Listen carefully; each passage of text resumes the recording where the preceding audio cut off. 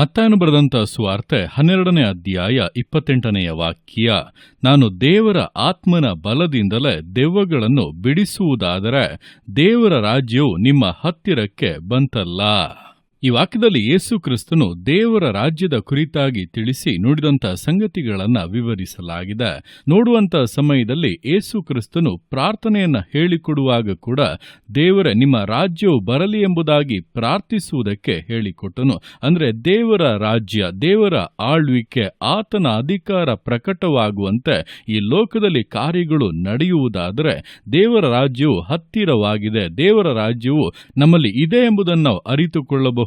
ಆ ರೀತಿಯಾಗಿ ದೇವರ ಕಾರ್ಯಗಳು ನಡೆಯಬೇಕೆಂದರೆ ಅದು ಪವಿತ್ರಾತ್ಮನ ಬಲದಿಂದ ಮಾತ್ರವೇ ಸಾಧ್ಯವಾಗುವಂಥದ್ದು.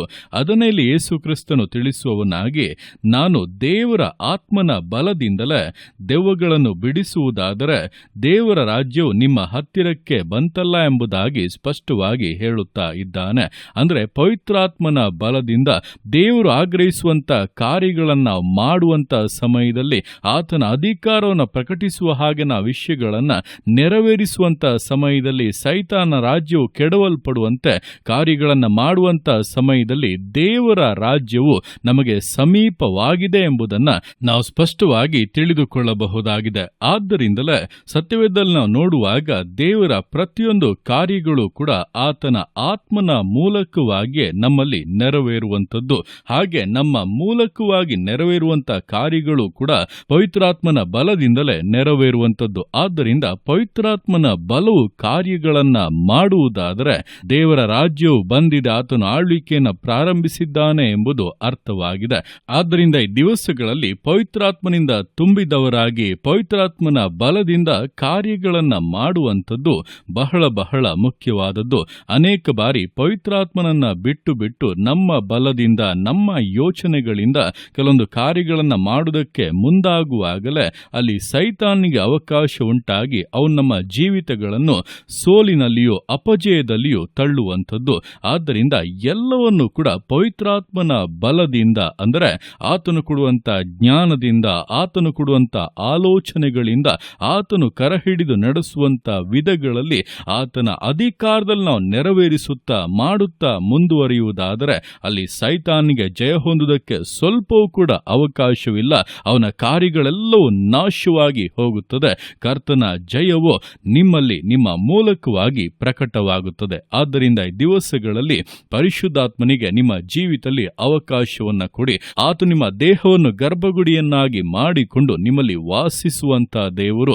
ಆತನನ್ನು ದುಃಖಪಡಿಸುವಂತ ಯಾವುದೇ ಕಾರ್ಯಕ್ಕೂ ಜೀವಿತದಲ್ಲಿ ಅವಕಾಶ ಕೊಡದೆ ಅಂತಹ ಯಾವುದೇ ವಿಷಯವಾಗಿದ್ರೂ ಅದನ್ನ ತಳ್ಳಿ ಹಾಕಿ ಕರ್ತನಿಗೆ ಒಪ್ಪುವಂತ ಜೀವಿತವನ್ನು ನಡೆಸುವುದಾದರೆ ನಿಶ್ಚಯವಾಗಿ ನಿಮ್ಮ ಜೀವಿತವು ಜಯಕರವಾಗಿಯೂ ಆಶೀರ್ವಾದವಾಗಿಯೂ ಬದಲಾಗುತ್ತದೆ. ಆದ್ದರಿಂದ ಈ ದಿವಸಗಳಲ್ಲಿ ಕ್ರೈಸ್ತ ಜೀವಿತ ಅನ್ನುವಾಗ ಅದು ಪವಿತ್ರಾತ್ಮ ಭರಿತರಾಗಿ ದೇವರ ಉದ್ದೇಶದಂತೆ ಆತನು ಆಳ್ವಿಕೆ ಮಾಡಿ ನಡೆಸುವಂತ ಜೀವಿತವೇ ಎಂಬುದನ್ನ ಅರಿತು ಆ ಒಂದು ಆಳ್ವಿಕೆ, ಆ ಒಂದು ಬಲ ನಮ್ಮಲ್ಲಿ ಕ್ರಿಯೆ ಮಾಡುವಂತೆ ದೇವರಾತ್ಮನ ವಶಕ್ಕೆ ನಮ್ಮನ್ನ ಪೂರ್ಣವಾಗಿ ಸಮರ್ಪಿಸಿ ದೃಢತೆಯಿಂದ, ಸಮರ್ಪಣೆಯಿಂದ, ನಂಬಿಗಸ್ತತೆಯಿಂದ ವಿಶ್ವಾಸ ಜೀವಿತಗಳನ್ನ ಮುನ್ನಡೆಸೋಣ.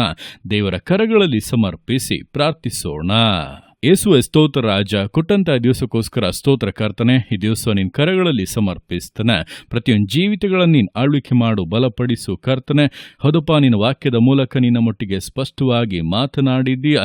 ದೇವರಾತ್ಮನ ಬಲದಿಂದ ಅಪ್ಪ ನಾವು ಕಾರ್ಯಗಳನ್ನು ಮಾಡುವುದಾದರೆ ಸೈತಾನಿಗೆ ಸೋಲುಂಟಾಗುತ್ತದೆ. ನಿನ್ನ ರಾಜ್ಯವು ಸ್ಥಾಪನೆಯಾಗಿ ನೀನು ಆಳ್ವಿಕೆ ಮಾಡಿ ಅಪ್ಪ ನೀನು ಜಯದಲ್ಲಿಯೂ ಸಮಾಧಾನ ಸಂತೋಷದಲ್ಲಿಯೂ ನಮ್ಮನ್ನು ಮುನ್ನಡೆಸುತ್ತೀಯ. ಅದಕ್ಕಾಗಿ ಪವಿತ್ರಾತ್ಮನ ಆಳ್ವಿಕೆಗೂ ಆತನ ನಡೆಸುವಿಕೆಗೂ ಆತನ ಬಲಕ್ಕೂ ಜೀವಿತವನ್ನು ಸಮರ್ಪಿಸ್ತಾ ಇದ್ದೇವೆ. ಪ್ರತಿಯೊಬ್ಬೊಬ್ಬರನ್ನ ನಿನ್ನ ಆತ್ಮನ ಅಭಿಷೇಕದಿಂದಲೂ ಬಲದಿಂದಲೂ ತುಂಬಿಸು, ಆಶೀರ್ವದಿಸು, ತಡೆಗಳನ್ನು ನೀಗಿಸು ಕರ್ತನೆ. ಯೇಸುವಿನ ನಾಮದಲ್ಲಿ ಅದ್ಭುತವಾದ ಕಾರ್ಯಗಳು ನಡೆಯಲಿ, ಜೀವಿತಗಳು ಉದ್ಧಾರವಾಗಲಿ. ಅಪ್ಪ ಸ್ತೋತ್ರರಾಜ, ಸೈತಾನಿಗೆ ಸೋಲುಂಟಾಗಲಿ, ಅವನ ಕುತಂತ್ರಗಳೆಲ್ಲ ಲಯವಾಗಿ ನಾಚಿಕೆಗೆಟ್ಟು ಹೋಗಲಿ. ಯೇಸುವಿನ ನಾಮದಲ್ಲಿ ಜಯವನ್ನು ಪ್ರಕಟಿಸುತ್ತಾ ಇದ್ದಾನೆ. ಯೇಸುವಿನ ರಕ್ತದಲ್ಲಿ ಜಯ ಉಂಟಾಗಲಿ. ಆತ್ಮನ ಬಲದಿಂದ ಅಪ್ಪ ಪ್ರತಿಯೊಬ್ಬೊಬ್ಬರು ಬಲಿಷ್ಠರಾಗಿ ಜಯಕರವಾಗಿ ಜೀವಿತವನ್ನು ನಡೆಸುವುದಕ್ಕಾಗಿ ಅಪ್ಪ ನಿನಗೆ ಸ್ತೋತ್ರಗಳು ಕರ್ತನೆ. ಪ್ರತಿಯೊಂದು ಜೀವಿತಗಳನ್ನು ಅಪ್ಪ ನಿನ್ನ ಕರಗಳಲ್ಲಿ ಸಮರ್ಪಿಸ್ತಾ ಅದನ್ನ ಆಶೀರ್ವದಿಸು, ಮಾನಿಸು, ಘನಪಡಿಸು. ಎಲ್ಲೋ ನಿನ್ನ ಕರಗಳಲ್ಲಿ ಸಮರ್ಪಿಸಿ ಎಲ್ಲ ಸುತ್ತಿಗೆ ಮಾನ್ಮಳಿನೊಬ್ಬನಿಗೆ ಸಲ್ಲಿಸಿ ಯೇಸುವಿನ ನಾಮದಲ್ಲಿ ಬೇಡುತ್ತೆ ನಮ್ಮ ತಂದೆಯೇ. ಆಮೇನ್, ಆಮೇನ್.